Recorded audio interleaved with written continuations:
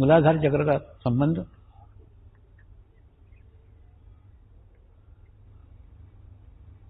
चित्त के साथ है। आप चित्त को कितना स्ट्रांग करते हो, कितना मजबूत करते हो, उसके ऊपर सब कुछ निर्भर है।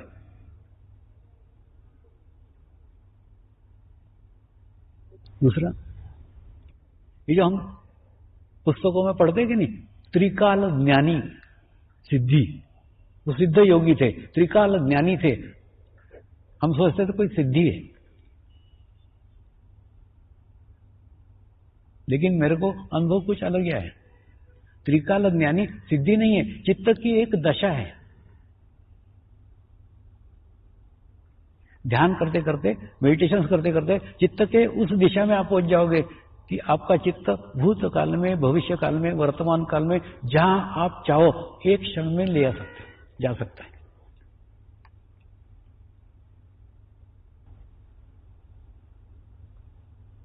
उस दशा को त्रिकाल ज्ञानी दशा कहते हैं। चित्त की दशा है, सिद्धि नहीं है।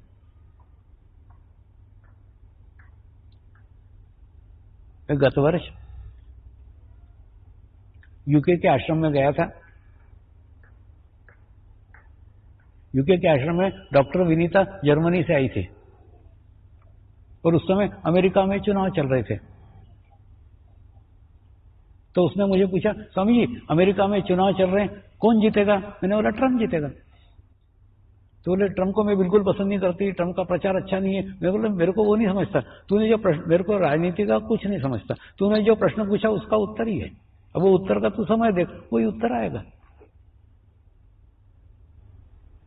कुछ समय के बाद में वही उत्तर आया। उसके बाद में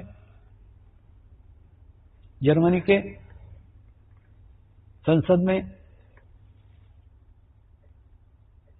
एक मंत्री काफी प्रभावित हो गए थे इस बात से कि आपने बराबर बताया था, अब हमारा बताओ ना। हम चाहते हैं जर्मनी में एक पक्ष की सत्ता हो। मैंने बोला ख्वाब तो अच्छा है लेकिन होगा नहीं। तो बोले नहीं, आपने तो हमको एकदम डिप्रेस कर दिया, मैं तो सोच रहा था कि एक पक्ष की सत्ता होगी। मैं बोला नहीं, ऐसी होगी जैसे अभी खिचड़ी सरकार है, बाद में भी खिचड़ी सरकार रहेगी। तो बाद में वहां पे भी ऐसे ही हुआ, खिचड़ी सरकार तब भी थी, अभी भी ऐसी गवर्नमेंट है। उसके बाद में अभी अंतर्राष्ट्रीय साधकों का शिविर हुआ सौराष्ट्र आश्रम में। बीएम पटेल और जिग्नाबेन, हम पहाड़ के ऊपर घूम रहे थे। तो बीएम पटेल बोले, स्वामी जी अपने गुजरात में बीजेपी जीतेगी क्या कांग्रेस? मैंने कहा बीजेपी। तो बोले यहां तो कांग्रेस क्या हुआ है? मैंने कहा मेरे को राजनीति कुछ समझता नहीं, तुमने जो प्रश्न दिया उसका उत्तर ही है, तुम कल देखना क्या आता है, कोई उत्तर वही आया। उसके बाद में ये डॉक्टर विनीता रात को 12 बजे मुंबई के एयरपोर्ट से निकल रही थी जर्मनी जाने के लिए, और न्यूज के अंदर आया जर्मनी के अंदर खूब बर्फबारी हो रही है। तो उज्ज्वला के माँ ने मुझे पूछा, इसको जाने दे कि नहीं जाने दे? मैंने बोला नहीं, जाने दो जाने दो, ये तो जहां जा रही वहां बर्फबारी नहीं हो रही, बर्फबारी म्यूनिक में हो रही है। और उसके बाद में वो बराबर प्लेन से गई, उनके वहां बर्फबारी नहीं थी, बर्फबारी म्यूनिक में थी। दूसरे दिन मैंने पूछा म्यूनिक कहाँ है?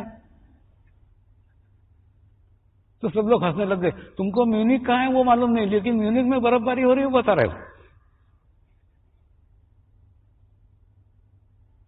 थोड़ा समझ लो इसको, इस विषय को।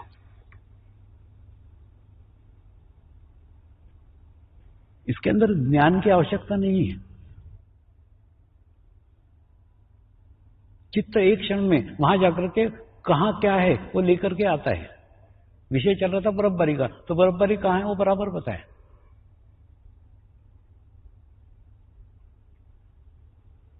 जैसे समझ लो एक बहुत बड़ा कमरा है, उस कमरे के अंदर एक चाबी पड़ी हुई है।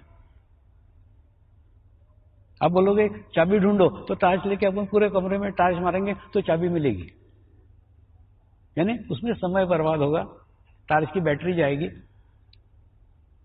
लेकिन किसी ने बोला टेबल के नीचे चाबी पड़ी है, तो अपन सीधे कमरे में गए, टेबल के नीचे टार्च मारा और चाबी मिल गई।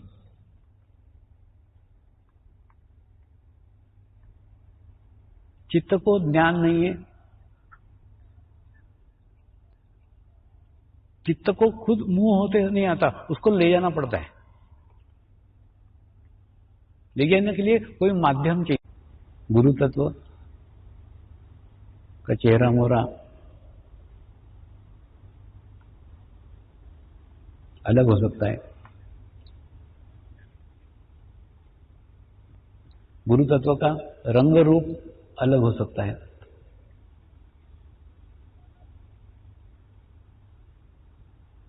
लेकिन गुरु तत्व भीतर का एक ही है, समान है।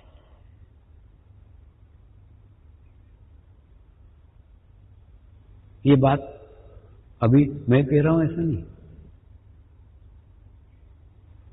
ये बात शिरडी के साईं बाबा ने भी अपने जीवन काल में अपने भक्तों को समझाया हुआ है। उनके जीवन काल की घटना है और आज का साईं का संदेश है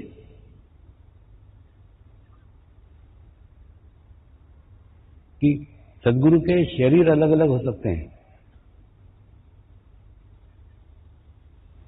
सदगुरु के शरीर से बहने वाला तत्व गुरु तत्व एक ही है। ऐसी घटना उनके जीवन काल में आई थी।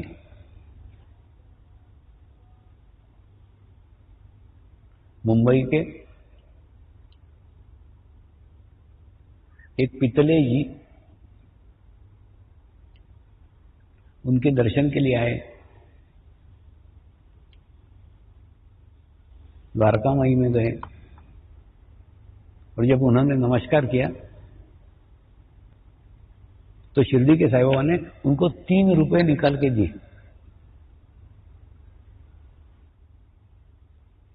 और 3 रुपए निकाल के देने के बाद में ये बताया नहीं, तेरे घर पे मैंने पहले भी 2 रुपए दिए थे, अभी 3 रुपए दे रहा हूं, संभाल के रखना। उनको कुछ समझ में नहीं आया कौन से 2 रुपए कौन से 3, उनको कुछ भी नहीं समझ में आया, लेकिन उन्होंने ले लिए, लेकर के घर गए। घर जाने के बाद में माँ को बताया, माँ मैं गया था शिरडी के साईं बाबा ने ये 3 रुपए दिए और बोले 2 रुपए मैंने तेरे को पहले ही दिए थे, तुम्हारे घर को दिए थे, उसको भी संभाल के रखना, इसको भी संभाल के रखना। तो उनकी माता जी ने कहा तुम्हारे पिताजी अक्कलकोट के स्वामी के समर्थ के पास गए थे, उन्होंने उनको 2 रुपए दिए थे, इन्होंने 3 रुपए दिए, तो उन्होंने दिए हुए 2 रुपए भी ये अपने साथ जोड़ रहे हैं, यानी वो और ये एक ही है। ये संदेश, ये मैसेज वो इस माध्यम से देना चाहते हैं।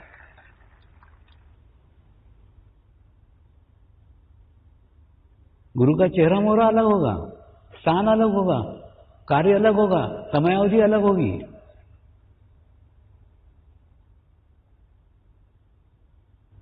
लेकिन तत्व एक ही है।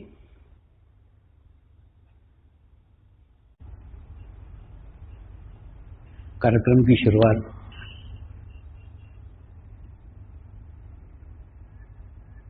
राजा जनक के जीवन काल की एक कहानी से करने जा रहे हैं। राजा जनक को विधेयी कहा जाता था।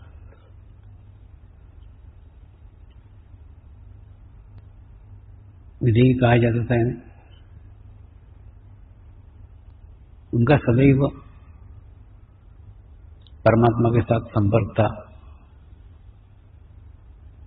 सदैव वो परमात्मा के ध्यान में लीन रहते थे।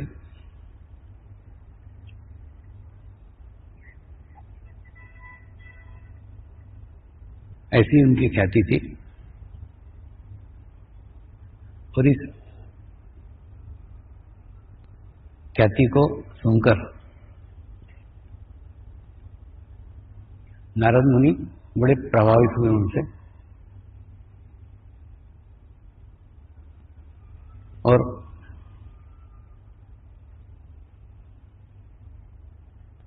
उनका दर्शन करने के लिए वे जाना चाहते थे। तो वे उनके दरबार में गए, तो वहां उन्होंने देखा राजा जनक सिंहासन के ऊपर बैठे हुए हैं, नृत्यांगना उनके सामने नृत्य कर रही है, वाद्य वृंद बज रहा है,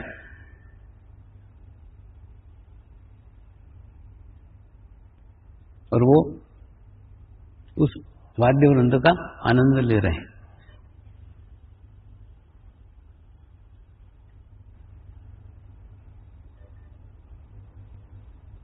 इसको बहुत आश्चर्य हुआ।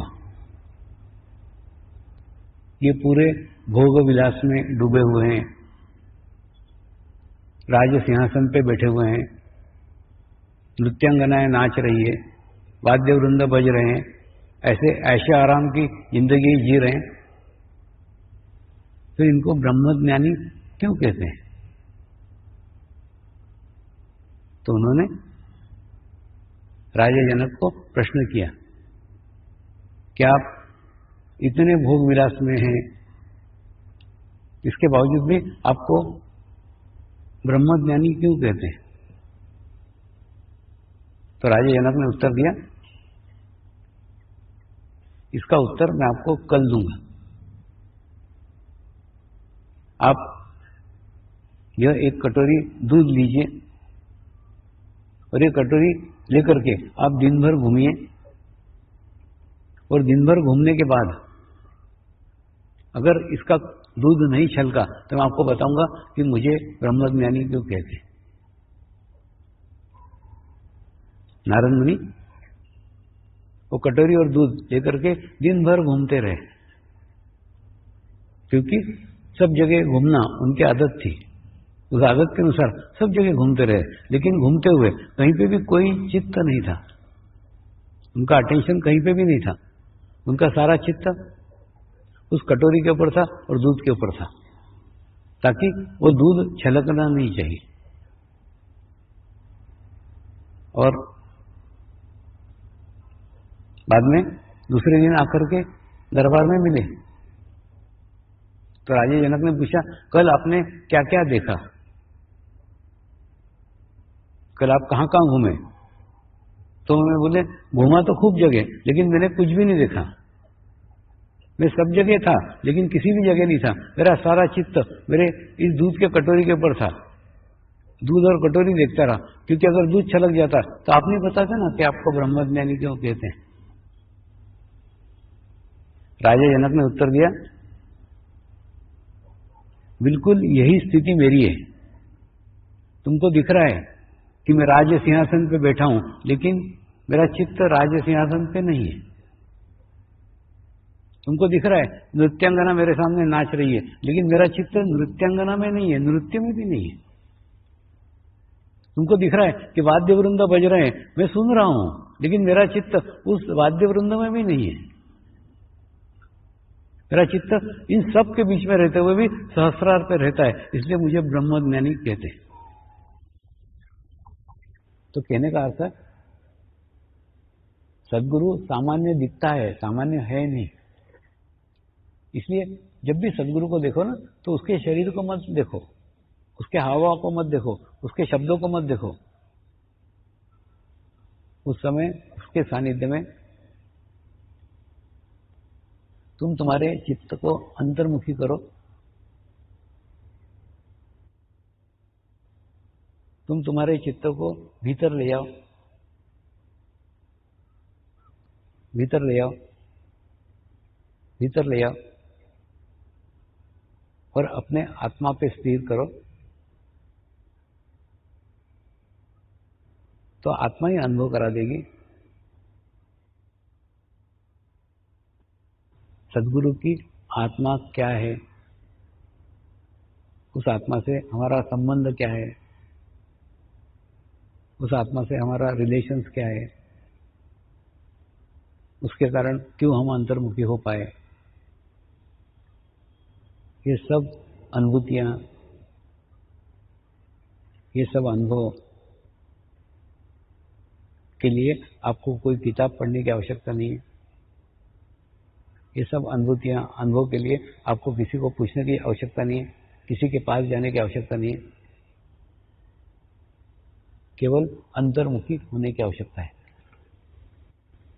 सद्गुरु के सानिध्य का सर्वोत्तम उपयोग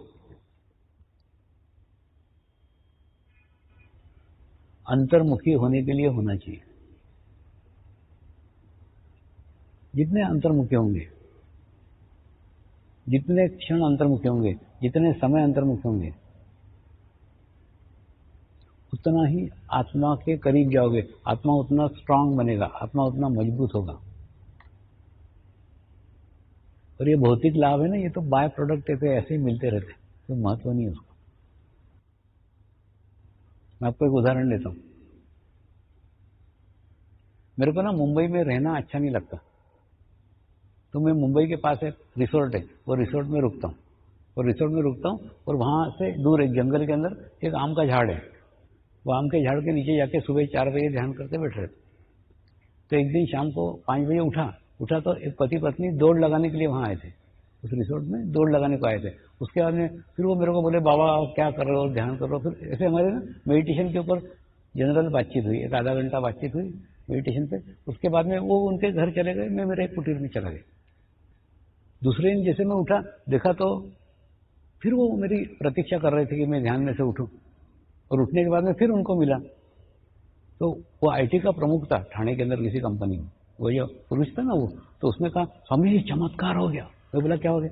तो बोले मैं आईटी का प्रमुख हूँ, ये फलाने कंपनी में, कोई नाम लिया उसने, और कंपनी में, और दूसरा ना मैं 3-4 महीने से एक आईटी का प्रोग्राम बना रहा था, वो हो नहीं रहा था, कल चमत्कार हो गया, आपको मिलके गए और आधे घंटे में हो गया।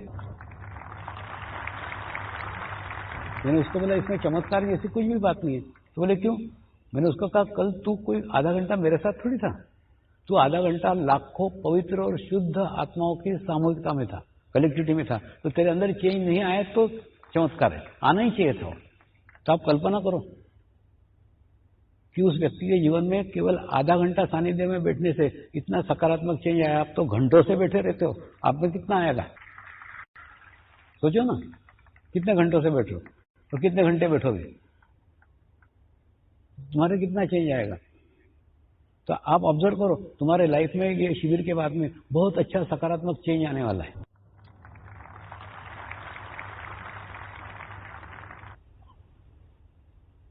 कि गुरु तत्व एक अंदर से बहने वाली निरंतर प्रवाह की धारा है।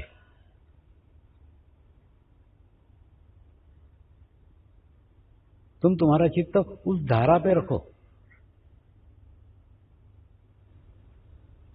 पाइप के ऊपर मत रखो। पाइप का आकार प्रकार अलग हो सकता है, रंग रूप अलग हो सकता है,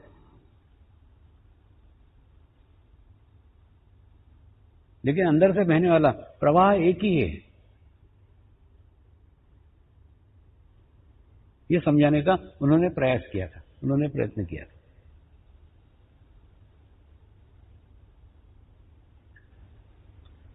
दूसरा, ध्यान में ना तुम्हारी खूब अच्छी स्थिति हो जाए, खूब अच्छी अवस्था हो जाए, तो तुम्हारा खुद का अस्तित्व शून्य हो जाएगा। तुम्हारा अस्तित्व शून्य हो जाएगा ना, तुम्हारे अंदर किसी को भी कोई भी दिखेगा,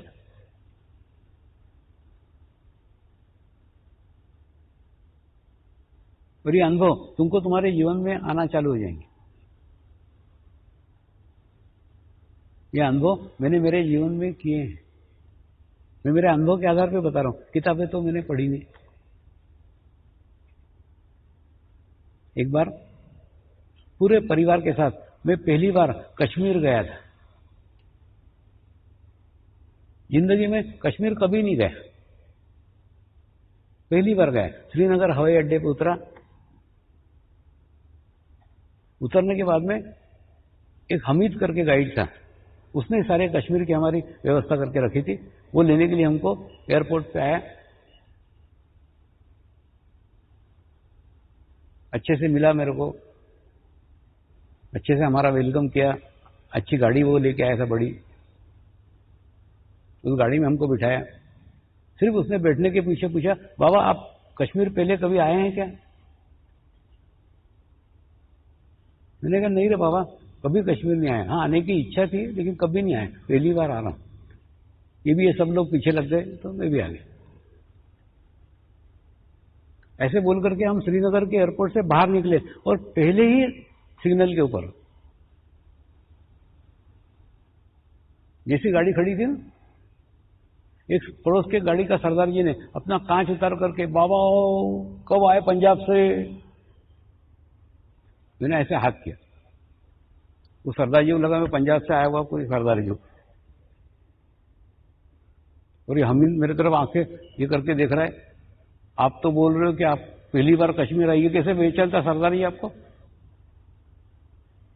मेरे को नहीं मालूम। ऐसा जगह जगह होने लग गया। वो शंकराचार्य के मंदिर में गए, वहां पे भी कुछ लोग अच्छे से मिल गए, वो अच्छे से प्रेम से बात करते थे, मैं उनसे अच्छे से प्रेम से बात करता था।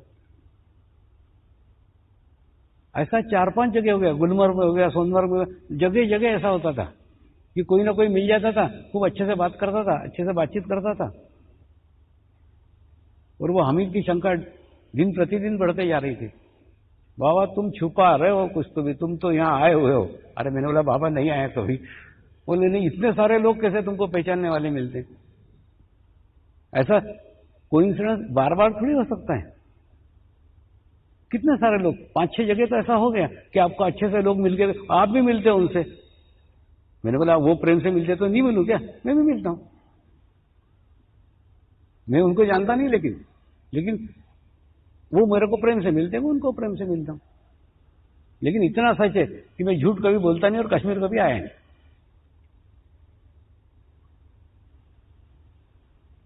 तो रहस्य ना, खूब रहस्यमय वातावरण होते चला गया।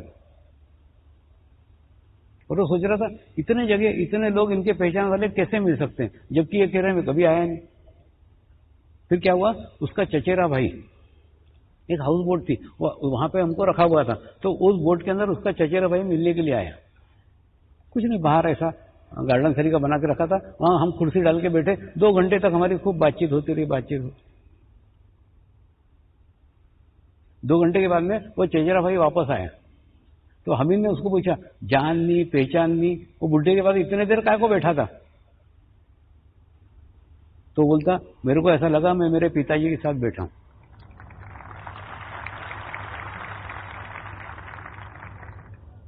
पिताजी के सानिध्य में जो आनंद आ रहा था मेरे को, उनमें मेरे पिताजी नजर आ रहे थे।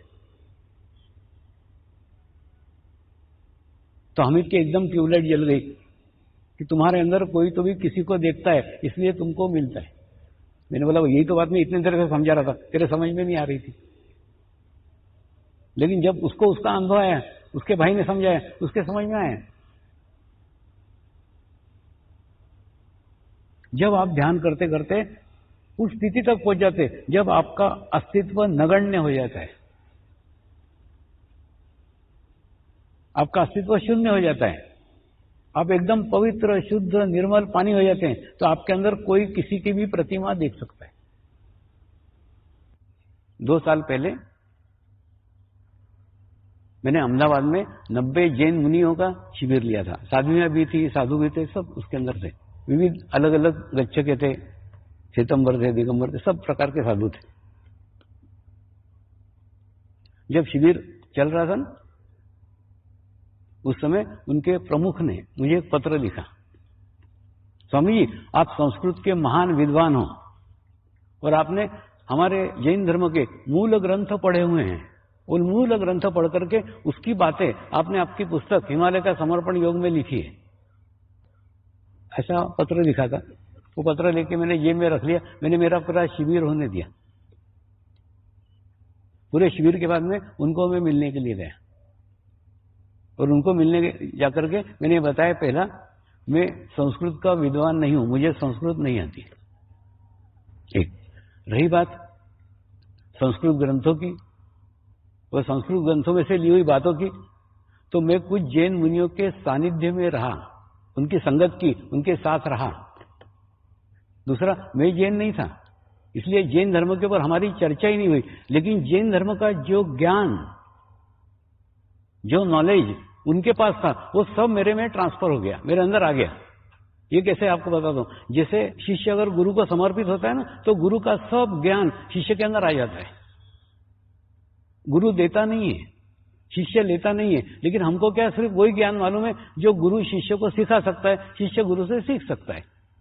हमको सिर्फ इसी ज्ञान की जानकारी है। मैं उस ज्ञान की बात कर रहा हूं जो ज्ञान गुरु शिष्य को देता नहीं है, शिष्य गुरु से लेता नहीं है, लेकिन गुरु सानिध्य में अगर शिष्य गुरु को समर्पित हो, गुरु का सारा ज्ञान वो ऑटोमेटिकली शिष्य में ट्रांसफर हो जाता है। गुरु देने से रोक भी नहीं सकता। इसको संस्कार बोलते हैं। तो उनके अंदर का जो ज्ञान था वो आत्मा के द्वारा ट्रांसफर हो गया, और उसके बाद में उसके ऊपर मैंने जैन धर्म पे पूरा ग्रंथ लिख डाला, जबकि मेरे को उसका कोई ज्ञान नहीं है, मेरे को उसका कोई नॉलेज नहीं है, मैं कोई जैन नहीं हूं। जब भी जैन गुरुओं के साथ रहा, उनको समर्पित रहा तो ऑटोमेटिकली उनका ज्ञान ट्रांसफर हो गया। तो ये अनुभूति है, अंतर्मुखी शक्तियां जब एक पवित्र आत्मा के द्वारा एक पवित्र आत्मा को किया गया संस्कार है। ये पद्धति नहीं है, ये मेथड नहीं है। अब ये जो ज्ञान है किसी के ओरा का अध्ययन करने का, ये ज्ञान मुझे किसी ने भी सिखाया हुआ नहीं है। ये ज्ञान मैंने किसी से भी सीखा हुआ नहीं है। जिन गुरुओं के सानिध्य में रहा, उनको समर्पित रहा, उनके अंदर का ज्ञान मेरे में ट्रांसफर हो गया। ये ज्ञान मैं किसी को भी सिखा सकता नहीं हूं, कोई भी मुझसे सीख नहीं सकता है, लेकिन कोई समर्पित हो जाए उसमें वो ट्रांसफर हो सकता है, मैं उसको रोक भी नहीं सकता।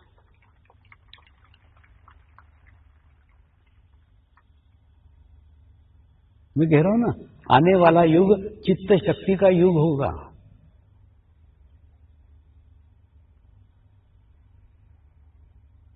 रक्षक वर्ष के लिए ये अत्यंत आवश्यक है। वो ध्यान करके, मेडिटेशन करके इस स्थिति को प्राप्त करें, तो आप सामने वालों की स्थिति जान सकते हो, सामने वालों के विचार जान सकते हो, सामने वाले की प्लानिंग जान सकते हो, वो क्या सोच रहे हैं ये यहां बैठ करके सोच समझ सकते हो, और उसके अनुसार तुम तुम्हारे सुरक्षा की व्यवस्था कर सकते हो।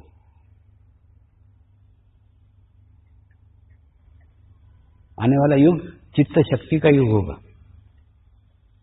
लेकिन ऐसे कार्यक्रम मैं सिर्फ विदेशों में करके भाग आता हूं, यहां करूंगा तो फिर आगे लग जाएगी, मेरे को चलना ही मुश्किल हो जाएगा। यहां पे मेरे को कोई नहीं जानता, चुपचाप बैठे रहता एक कमरे में।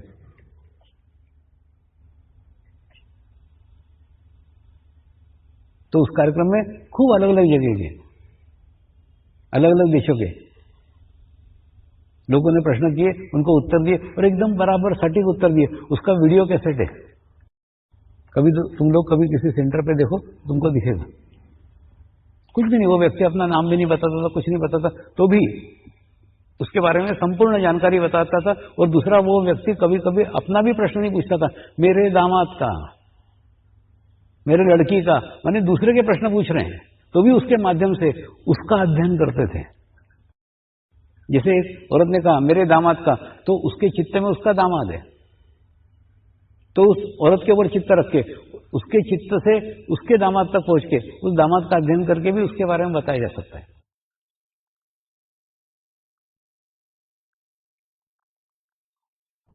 ये हिमालय के ऋषि मुनियों का ज्ञान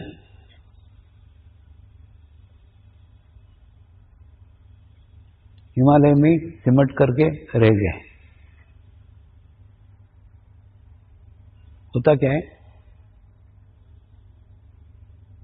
हमको वही ज्ञान मालूम है जो ज्ञान हम किसी से सीख सकते हैं, किसी को सिखा सकते हैं, क्योंकि हमने सब सीखा हुआ है, हमने सीखा हुआ है, हम दूसरे को सिखा सकते हैं।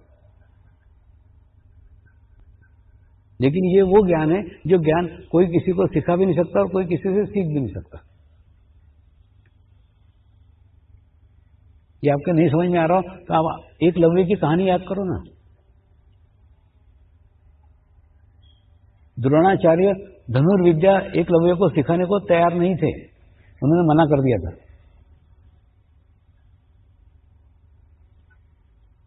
उसके बाद में उसने द्रोणाचार्य की प्रतिमा बनाई और प्रतिमा के सामने, गुरुजी मैं ऐसा कर रहा हूं, गुरुजी मैं ऐसा तीर चला रहा हूं, गुरुजी मैं ऐसा कर रहा हूं, ऐसा करूं क्या? ऐसा उनको पूछ पूछ करके, कल्पना करके, ये द्रोणाचार्य ही बैठे हुए हैं, उनकी मिट्टी की प्रतिमा बनाई और प्रतिमा बना करके सारी धनुर्विद्या सीख ली। जितनी अर्जुन के पास में नॉलेज था, सारा ज्ञान द्रोणाचार्य ने दिया नहीं, एकलव्य ने लिया नहीं, फिर भी एकलव्य में ट्रांसफर हो गया।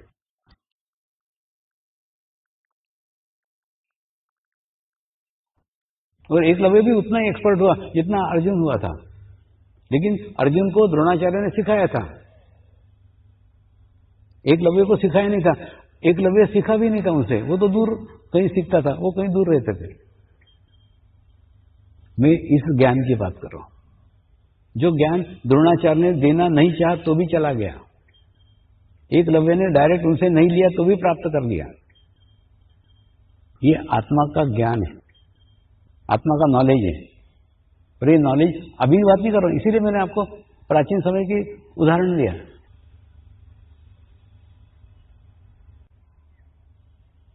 एक उम्भेल नाम का गांव है, छोटा सा ही गांव है, तुम ये रोड पे से जाओगे ना तो एकदम राइट साइड में दिखेगा। वो गांव की दो घटनाएं आपको बताता हूं। एक घटना ऐसी कि उस गांव में एक राम मंदिर था, वो आधा अधूरा पड़ा हुआ था और उसके बाद में चालू नहीं हुआ था। उस मंदिर के पास में एक हॉल में मेरा कार्यक्रम रखा गया 8 दिन का। तो उस 8 दिन रहना पड़ा। सबसे पहले मैंने वो पटेल को पूछा, कह रहा पटेल ये बंद कैसा है मंदिर? बोले स्वामी जी वो इंजीनियर का और कॉन्ट्रैक्टर का कोई झगड़ा हो गया तो तब से बंद ही पड़ा। मेरे को थोड़ा आश्चर्य हुआ, साधारणतः ना मंदिर का कार्य कभी बंद नहीं होता, वो कोई किसी का घर थोड़ी है। मंदिर के काम में कोई रुकावट नहीं डालता, सब लोग मिलजुल करके काम करते। फिर मैंने एक दिन क्या किया, रोज सुबह उठ करके गया, पूर्व दिशा में जाके 2-3 किलोमीटर तक घूम के आया। वैसे ही मेरे को मॉर्निंग वॉक का आदत है, तो सुबह जाकर के एक दिन पूर्व में घूम के आया, दूसरे दिन दक्षिण में जाके घूम के आया, उसके बाद में पश्चिम में जाके घूम के आया, फिर उत्तर में जाके घूम के आया। 4 दिन 4 दिशाओं में गया और 5वें दिन वो टूटे फूटे मंदिर में जाकर के गर्भगृह में बैठ करके ध्यान किया। ध्यान करने के बाद में वो परिमल भाई पटेल को मैंने बोला, पटेल 24 घंटे के अंदर ये मंदिर का कार्य चालू हो जाएगा। तो बोले स्वामी ये तो सालों से बंद पड़ा है, कॉन्ट्रैक्टर अहमदाबाद रहता है और इंजीनियर बड़ौदा रहता है। मैंने बोला ये व्यवहारिक बातें मेरे समझ में नहीं आती, तो 24 घंटे में देख। और 24 घंटे में आश्चर्य, सचमुच ट्रक लेके वो इंजीनियर और कॉन्ट्रैक्टर आ गए और कार्य चालू हो गए। अबे क्या हुआ था, ये कोई चमत्कार थोड़ी। उस मंदिर के निर्माण में जो ऊर्जा चाहिए थी, जिस देवता को स्थापना कर रहे थे, जिस मूर्ति की प्राण प्रतिष्ठा करने वाले थे, उसकी ऊर्जा के लायक वहां ऊर्जा ही नहीं थी। वो कॉन्ट्रैक्टर और इंजीनियर के झगड़े तो निमित्त हो गए, काम बंद हो गया था।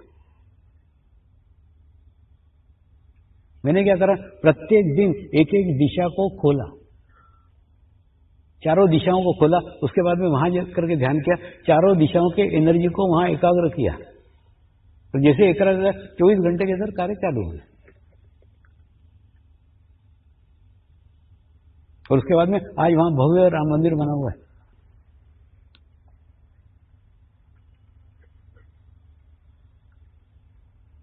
तो कई बार कई कार्य केवल वहां एनर्जी नहीं पहुंच पा रही, इसके कारण बंद हुआ है।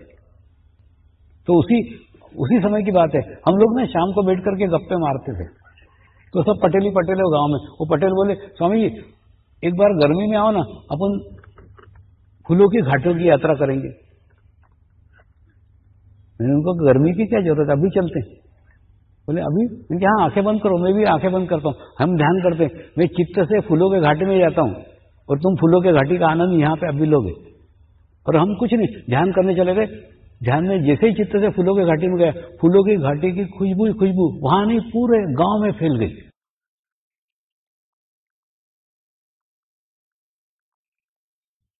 और गांव वाले ही परेशान, हम तो फूलों की खेती करते ही नहीं है, सब्जियां उगाते हैं, ये फूलों की खुशबू कहां से आ रही है? और किसी विशेष फूल की खुशबू नहीं थी, ऐसी मिक्स खूब सारे फूलों की खुशबू, खुशबू ही खुशबू, सारा वातावरण, सारा गांव खुशबूमय हो गया। तो आप कहां रहते हो उसको कोई महत्व नहीं है, आप चित्त से कहां हो उसको महत्व है। इसलिए चित्त सदैव अच्छी बातों पर, अच्छी जगह रखो। आज के कार्यक्रम की शुरुआत भी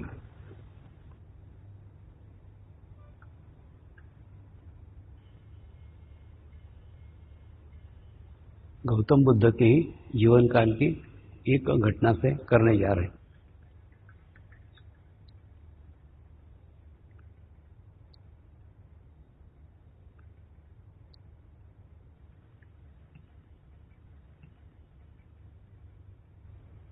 भगवान गौतम बुद्ध के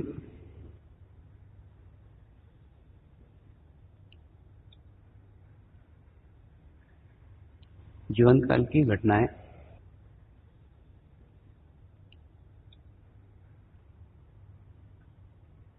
वह एक गांव के बाहर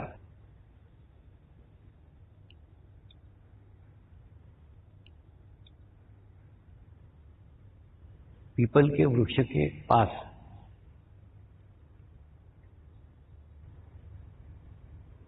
अपनी छोटी सी एक कुटिया बना करके रहते थे।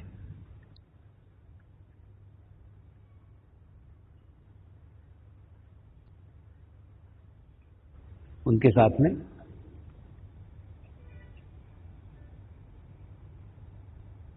उनके कुछ शिष्य भी रहते थे।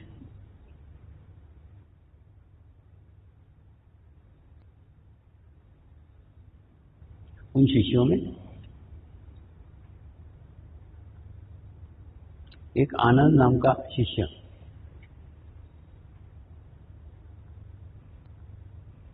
सदैव उनके करीब, उनके पास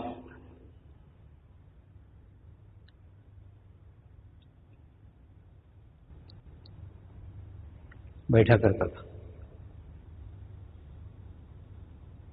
वो सुबह से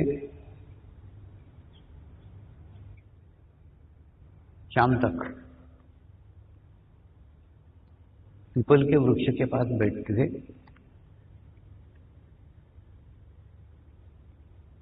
और जो भी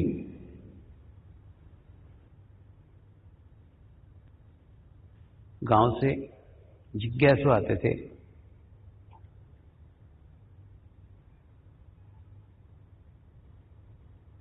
गांव से आध्यात्म में रुचि लेने वाले आते थे, आध्यात्मिक प्रश्न लेकर के आते थे, सांसारिक प्रश्न लेकर के आते थे,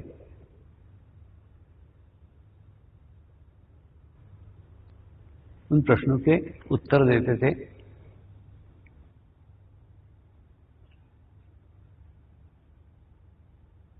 लोगों का समाधान करते थे।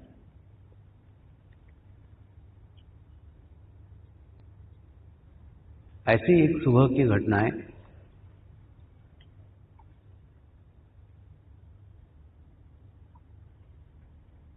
एक व्यक्ति सुबह ही सुबह आया,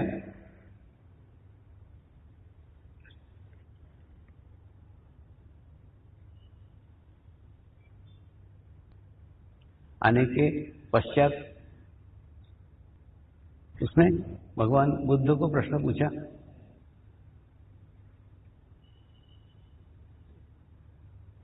क्या इस दुनिया में परमात्मा है?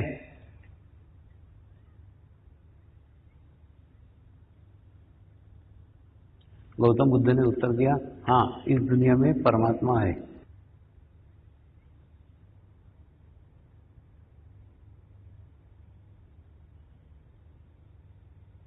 दूसरा, कुछ समय और बीता, दोपहर के समय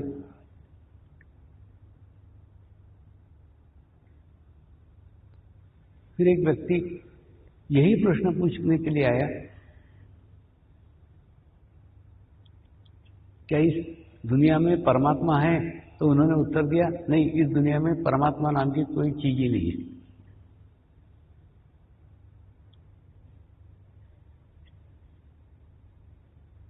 उसके बाद में सूर्यास्त का ही समय था।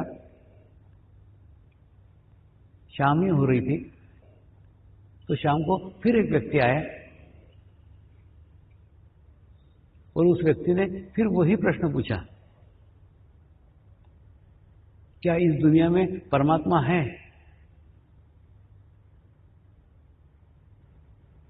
तो गौतम बुद्ध ने उसको कोई जवाब नहीं दिए।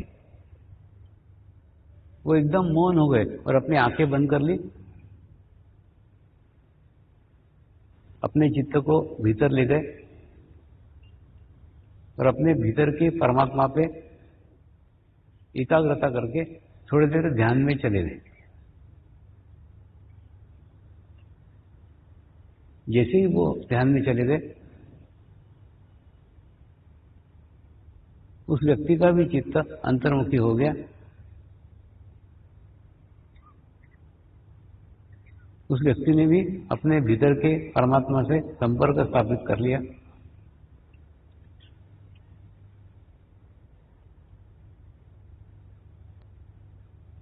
भीतर के परमात्मा की अनुभूति प्राप्त की।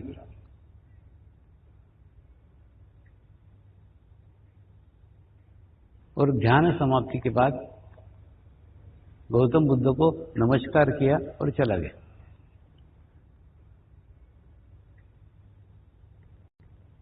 ये तीनों घटनाएं, प्रश्न एक ही था, उत्तर अलग अलग थे। ये तीनों घटनाएं, वो पास में बैठा हुआ शिष्य आनंद देख रहा था। और उसके बाद में जब वो कुटीर में विश्राम को चले गए तो रात भर वो आनंद इसी प्रश्न को लेकर के सोचता रहा कि किसी को कहते हैं परमात्मा है, किसी को बोलते हैं नहीं है, किसी को आंख बंद करके चुप हो जाते हैं।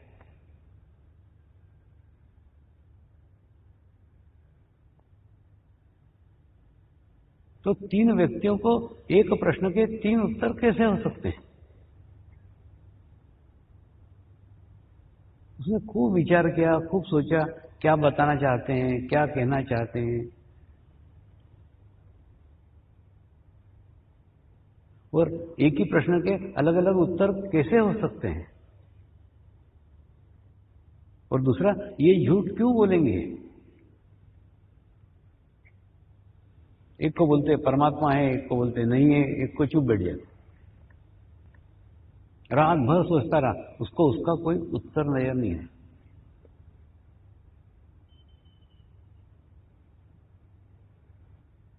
दूसरे दिन सुबह सुबह जैसे उठा, उठते बराबर उसने जाकर पहले गौतम बुद्ध को पूछा, कल के आपके व्यवहार के कारण मैं रात भर सो नहीं पाया हूं।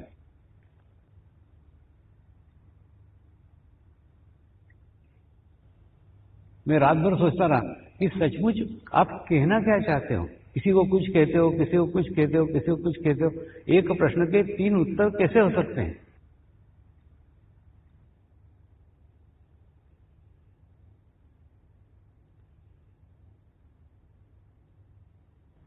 गौतम बुद्ध ने पहले उसे कहा, दूसरे की बातें सुना नहीं करते। क्यों सुनी तूने? तेरे को कहा था क्या? दूसरा, सदगुरु के उत्तर सामने वाले के स्थिति के अनुसार रहते हैं। जैसे वैसी रिसीविंग रहती है, जैसे सामने वाले की स्थिति रहती है, जैसे सामने वाला समझना चाहता है, सदगुरु का उत्तर वैसा होता है। इसलिए सदगुरु का कोई प्रिंटेड उत्तर नहीं है, कोई फॉर्मेट नहीं है कि एक ही उत्तर सबको दिया जाए। जो व्यक्ति जिस स्तर पे जाकर के प्रश्न पूछेगा, गुरु उस स्तर पे जाके उसका उत्तर देगा। तो तीनों व्यक्तियों के स्तर अलग अलग थे।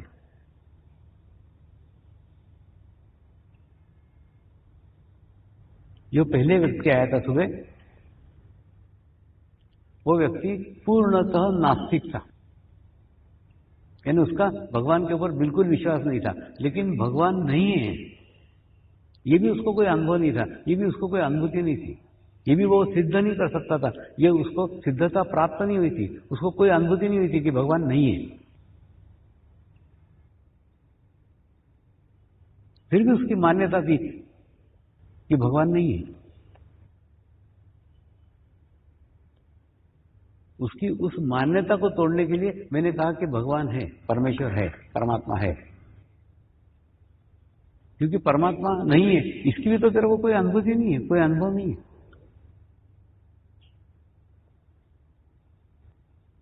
दूसरा, दोपहर में जो व्यक्ति आया वो पूर्णतः आस्तिक था, श्रद्धावान था, लेकिन उसको परमात्मा है इसकी भी कोई अनुभूति नहीं थी, परमेश्वर है इसकी भी कोई अनुभूति नहीं थी। उसकी श्रद्धा, उसकी आस्था दूसरे को देखा देखी थी। उसके अंदर श्रद्धा थी कि परमात्मा है, लेकिन परमात्मा की कोई अनुभूति, कोई अनुभव उसको नहीं था। सब लोग परमात्मा परमात्मा कहते हैं, वो भी परमात्मा परमात्मा कह रहा था। सब लोग परमात्मा को पूजते, वो भी पूज रहा था, लेकिन उसकी श्रद्धा नहीं थी। दूसरे को देखा देखी वो कर रहा था। इसलिए मैंने उसके उस धारणा को तोड़ने के लिए मैंने कहा कि परमात्मा नहीं है। और तीसरा जो व्यक्ति आया शाम को, वो व्यक्ति ना तो आस्तिक था ना तो नास्तिक था, वो जिज्ञासु था। वो जानना चाहता था कि वास्तव में इस दुनिया में परमात्मा है या नहीं है।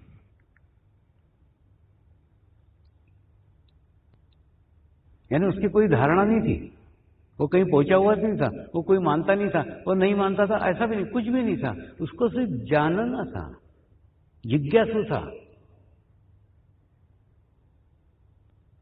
सचमुच परमेश्वर को खोजने वाला वही था। इसलिए मैंने उसका रास्ता बताया, मैंने उसको मार्ग बताया।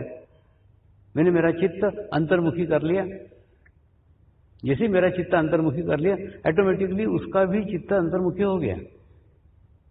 और जैसे अंतर्मुखी होने के बाद में मुझे परमात्मा मेरे ही अंदर अनुभव हुआ, वैसे उसको भी उसका परमात्मा उसके अंदर अनुभव हुआ।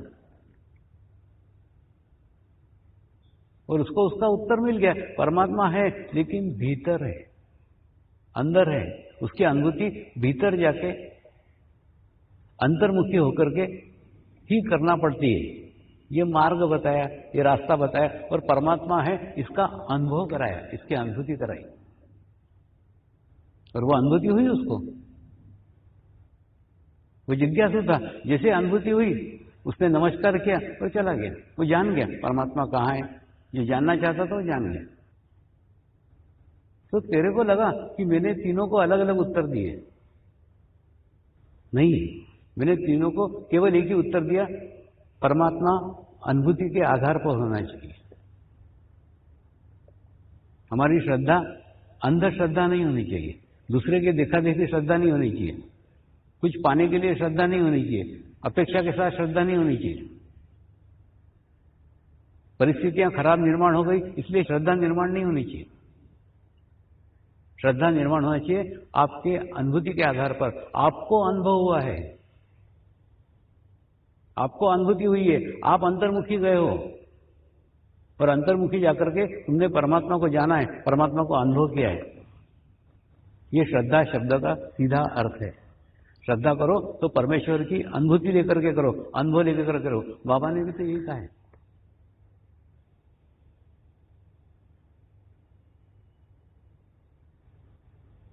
अंधश्रद्धा मत करो, तुम श्रद्धा करो, अपनी अनुभूति पे करो, अपने अनुभव पे करो। और अनुभव से बड़ा कोई गुरु नहीं है।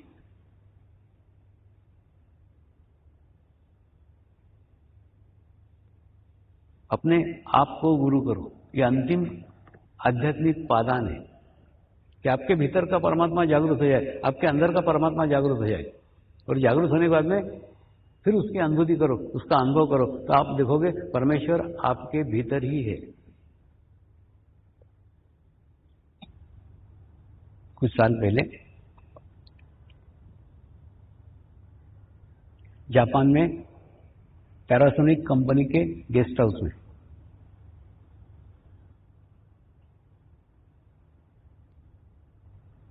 पत्थर के बाद में वाइब्रेशन चेक करो तो उनको उसमें क्या बदलाव आया, क्या चेंज आया, वो पता चलता है। उसके बाद में एक कंपनी की 2 बोतलें मंगाते हैं पानी की। पहले इस बोतल का पानी पी करके देखो सब लोग, और उसके बाद में दूसरी बार जब वाइब्रेटेड पानी रहता है वो पानी पी करके देखो तो क्या चेंज आया, वाइब्रेट करने के बाद में बदलाव आया, उसका अनुभव तुम खुद लेकर के देखो। तीसरा, भूमि माता को प्रार्थना करके अपने दोष, अपनी बीमारियां कैसे दूर कर सकते हैं, उसका प्रयोग करते हैं।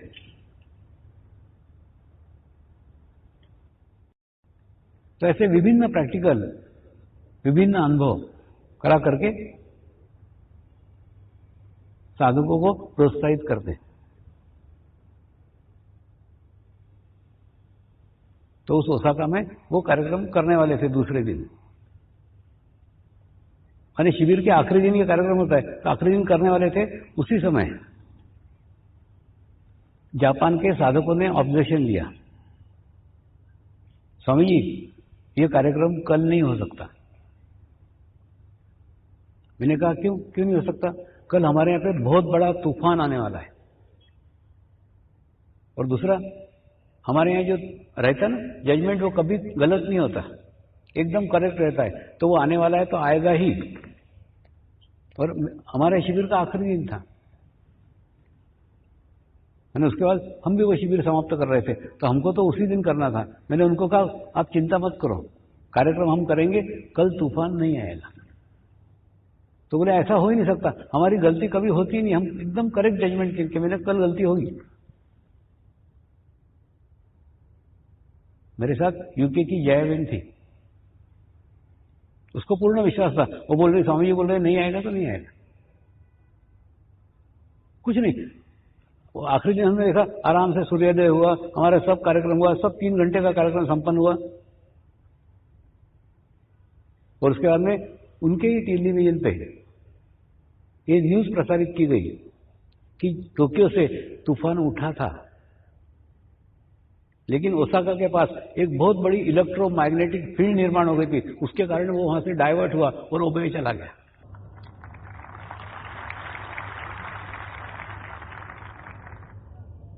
यानी एक व्यक्ति का हवामंडल, एक व्यक्ति का ओरा एक इलेक्ट्रोमैग्नेटिक फील्ड निर्माण करता है, उसका असर पूरे शहर पे हो सकता है। इसीलिए कह रहा हूं ध्यान करो, मेडिटेशन करो, तो आप तो सुरक्षित रहोगे, आप लोगों को सुरक्षित करोगे। ये क्या प्रकार है थोड़ा समझाता हूं। एक्चुअली ध्यान करना यानी क्या, मेडिटेशन करना यानी क्या? मेडिटेशन करना यानी अपने अस्तित्व को शून्य कर लेना, प्रकृति के साथ पूर्णतः समरस हो जाना। और जब प्रकृति के साथ आप पूर्ण समरस हो जाते हो तो प्रकृति आपके विरोध में जाती ही नहीं है। प्रकृति और आप अलग है ही नहीं। प्रकृति आप है और आप प्रकृति हो, तो वो आपके विरोध में कैसे जाएगी?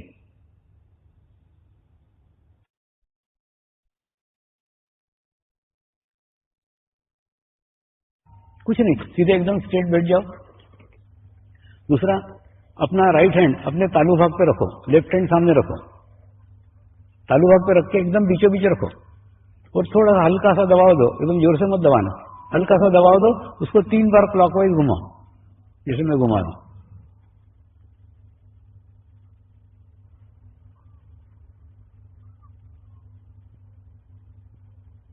और अभी आंखें बंद कर लो और हाथ को धीरे धीरे धीरे धीरे नीचे ले आओ।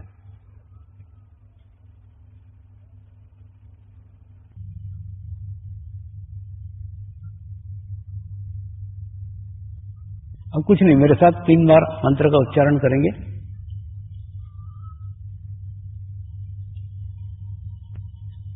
मैं एक पवित्र आत्मा हूं।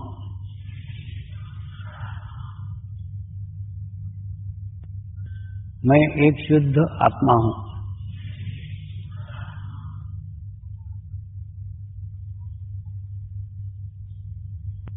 मैं एक पवित्र आत्मा हूं। मैं एक शुद्ध आत्मा हूं। मैं एक पवित्र आत्मा हूं। मैं एक शुद्ध आत्मा हूं। अपना चित्त तालु दाग पे रख के 10 मिनट ध्यान करें।